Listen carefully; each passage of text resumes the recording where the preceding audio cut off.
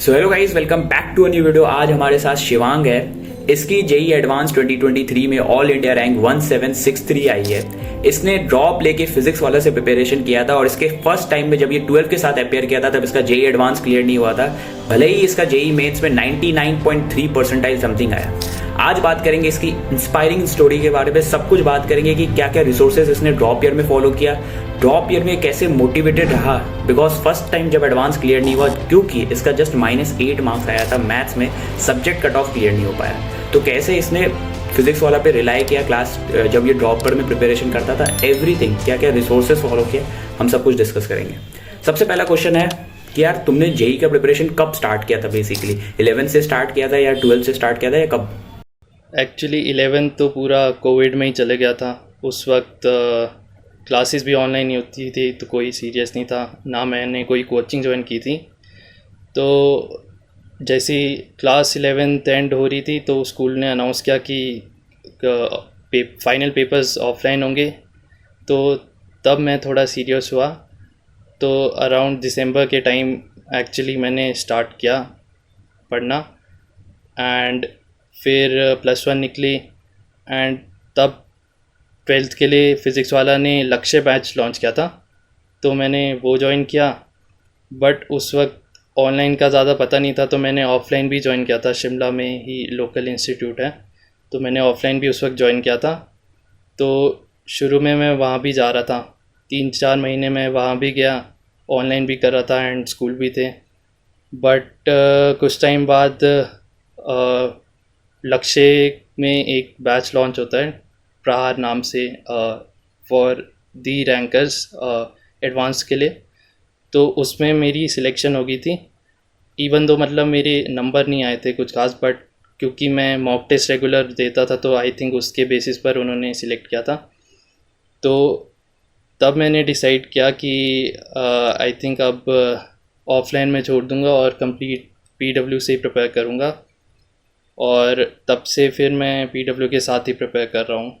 Okay तो शिवांग, आपने जैसे बताया कि आपकी मेंस में 99 पॉइंट कितनी परसेंटाइल आई थी? 99.39 परसेंटाइल आई थी उस साल। ओके तो ये आप भी मानते हो कि इतना स्कोर करना is not an easy task, और ये हर बच्चा मान रहा है जो ये वीडियो देख। तो यार क्लास 12 में आपने बेसिकली एक साल में ऐसा क्या क्या प्रिपरेशन किया बेसिकली जो भी ऑनलाइन से किया कि जो आपकी इतनी अच्छी परसेंटाइल आ गई? उस वक्त मेरा मेन फोकस था कि एटलीस्ट सिलेबस कंप्लीट करना है। तो मैंने स्टार्ट तो 12th से किया था और एंड में मैंने फिर +1 करी, क्योंकि उस साल थोड़ा जेई मेंस भी डिले हो गया था, बोर्ड्स भी थोड़ा डिले हो गए थे, तो थोड़ा सा ज़्यादा टाइम मिल गया था।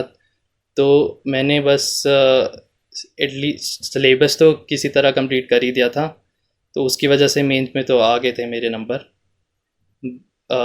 बट आगे एडवांस में I think you need to build yourself more conceptually. तो एडवांस में मेरा रह गया था, I scored -8 in maths due to some mistakes I did. Okay तो यार इसको थोड़ा एक्सप्लेन कर सकते हो कि आपने एग्जैक्टली क्या मिस्टेक किया एडवांस में जिसके कारण आपका एडवांस क्लियर नहीं हुआ? बिकॉज -8 के कारण आपका सब्जेक्ट कट ऑफ क्लियर नहीं होने के कारण आपको आईआईटी में सीट नहीं मिला, अदरवाइज आपका क्वालिफाई हो जाता है आईआईटी भी, एडवांस भी। तो ऐसा क्या मिस्टेक बेसिकली आपने किया? आई थिंक जो मेन मिस्टेक थी कि मुझे यही नहीं पता था कि मेरे स्ट्रॉन्ग टॉपिक्स कौन से हैं, वीक टॉपिक्स क्या है, और किस तरह से पेपर अटेम्प्ट करना चाहिए, कहाँ से स्टार्ट करना चाहिए, कितना टाइम किस सब्जेक्ट पर देना चाहिए। ये सब छोटी छोटी चीज़ें जो मतलब मॉक टेस्ट दे के आती है, मतलब देख कर नहीं, सिर्फ मॉक टेस्ट को एनालाइज करके ही पता चलता है ये सब। और जो मेन चीज़ थी कि पेपर 2 में एक्चुअली उस साल इंटीजर आए थे और उसमें नेगेटिव मार्किंग थी, जो कि मैंने पढ़ना मिस कर दिया क्योंकि पेपर 1 डेसिमल टाइप था और डेसिमल में नेगेटिव मार्किंग नहीं थी। तो उसकी वजह से मैंने सारे आंसर एक ही डिजिट मार्क किया था, आई थिंक 2, और वो किसी का आंसर ही नहीं था, और उसकी वजह से मेनली मेरे नेगेटिव हो गए थे। और जो मैंने अटेम्प्ट भी किए थे वो भी कुछ गलत हो गए थे, and in the and I scored -8 in maths. Okay तो यार जब -8 मार्क्स आया जेई एडवांस का जिस दिन रिजल्ट आया बेसिकली, तो उस दिन आपका क्या था, मतलब स्टेट ऑफ माइंड, और बेसिकली आपको ड्रॉप लेने के लिए कैसे मोटिवेशन आया? बिकॉज आपको ऑलरेडी एनआईटी मिल रहा था 99.39 परसेंटाइल में, हमें कोई भी अच्छा एनआईटी मिल सकता है। तो फिर मतलब क्या मोटिवेशन आया कि हमें ड्रॉप लेना चाहिए? रिज़ल्ट से तो वैसे पहले ही पता चल गया था कि -8 आएंगे, अगले दिन ही पता चल गया था। तो ऐसा नहीं था कि बस आखिरी दिन रिज़ल्ट वाले दिन कुछ झटका सा लगा, तो मैं उसके लिए रेडी तो हो गया था कि हाँ एडवांस क्वालिफाई नहीं होगा। बट आई थिंक मेरा वैसे प्लान भी नहीं था उससे पहले ड्रॉप लेने का, बट क्योंकि एडवांस नहीं निकला तो पता नहीं देयर वाज समथिंग इनसाइड कि लगा कि I think I should take drop. Also मेरे एक दोस्त ने बोला था कि you are really close to IIT now, you should not quit. तो I thought I should give it a try, and my parents also supported me with it. Taking drop was entirely my decision. तो यार drop year को explain कर सकते हो? मतलब आपने कौन सा कोचिंग ज्वाइन किया ड्रॉप ईयर में, कौन कौन से टीचर से पढ़ा? अगर आपने फिजिक्स वाला ही कंटिन्यू किया, कैसा रहा ड्रॉप ईयर? मैंने फिज़िक्स वाला से ही कंटिन्यू किया। उस वक्त प्रयास 3.0 लॉन्च हो रहा था, तो मैंने वो ज्वाइन किया। बट मैंने प्रिपेयर प्रयास 1.0 और 2.0 से ही किया, क्योंकि प्रयास 1.0 में वो टीचर पढ़ा रहे थे जो प्रहार में भी थे लास्ट ईयर। आशीष सर थे, ATS sir and R A sir थे। तो उसकी वजह से ही मैंने प्रयास से ही पढ़ना प्रेफर किया। एंड द टीचर्स, अगर टीचर्स की बात करूं तो मैथ्स में आशीष अग्रवाल सर थे। फिज़िक्स में मैंने आर के सर से पढ़ा। वो एक्चुअली गौरव बैच है एक, जो ड्रॉपर्स के लिए रैंकर्स बैच होता है। तो पीडब्ल्यू एक जो अच्छा काम करता है कि वो अपने रैंकर्स बैच के वीडियो सबको ही अवेलेबल करवा देता है। तो मैंने फ़िज़िक्स वहाँ से कवर करी। एंड केमिस्ट्री में मैंने ऑर्गेनिक में आर ए सर से पढ़ा, and thanks to him I scored full marks in organic chemistry in JEE advance this year. Seriously तुम्हारे फुल मार्क्स आए थे ऑर्गेनिक हाँ में? जी। वाह यार। मतलब ऑर्गेनिक में ऐसा क्या आर्य सर ने कॉन्सेप्ट बना दिया था यार? I think just following R A sir is enough for you to score great in JEE advance. वो मैकेनिज़म्स वगैरह समझना, I think that is really important in organic chemistry, क्योंकि रट्टे मार के ज़्यादा कुछ होता नहीं है। अच्छे क्वेश्चंस में I think mechanisms are really important, और आर ए सर वो सब अच्छे से करवाते हैं। तो उसकी वजह से I scored great in organic chemistry this year. Physics वाला से पढ़ के लाखों बच्चों ने अपना सपना पूरा किया है। इस बार जेईई 2023 में फिजिक्स वाला के हज़ारों फ्यूचर इंजीनियर्स बनाए हैं, और आपके आईआईटी जाने का सपना पूरा करने के लिए फिजिक्स वाला अपने नए बैचेस लेके आ रहा है। फिजिक्स वाला के पहला बैच है अर्जुना जेईई 2.0 2024 बैच।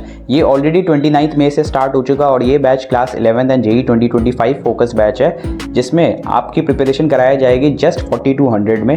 नेक्स्ट है लक्ष्य जेईई 2.0 2024 बैच। ये 12 board and JEE 2024 focused batch है, जो 12 जून से स्टार्ट हो चुका, और इसका प्राइस है 4200। और नेक्स्ट है प्रयास 2.0 batch. This is India strongest JEE dropper batch, जो आपका रोड मैप बनेगा आईआईटी तक का, और इसका प्राइस रखा गया है 4400। और ये बैच हिंदी में भी अवेलेबल है, और इसका प्राइस जस्ट हिंदी वाले का 2700 है।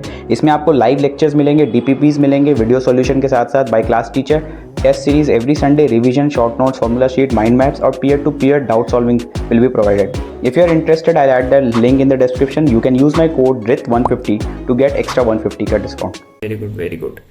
एंड फिर मतलब कैसा रहा फिजिक्स वाला से आपने स्टार्ट किया प्रिपरेशन? तो आपको पता है कि मतलब जैसे अगर आपने यूट्यूब पे देखा होगा, कुछ फलाना यूट्यूबर्स ने, भले ही अगर मेरा भी थोड़ा रोल था इस पे, कि ऐसे कमेंट्स आए हैं कि फिजिक्स वाला is not enough for JEE advance, physics वाला के मटेरियल्स इनफ नहीं है। तो उस समय आपने क्या रिलाई किया था इस पे, मटेरियल्स पे? किस किस चीज़ों पे, मतलब कौन से बुक्स फॉलो किए, मटेरियल्स कौन सा मतलब फॉलो किया आपने? तो ड्रॉप ईयर में वैसे हमको ज़्यादा टाइम मिला नहीं।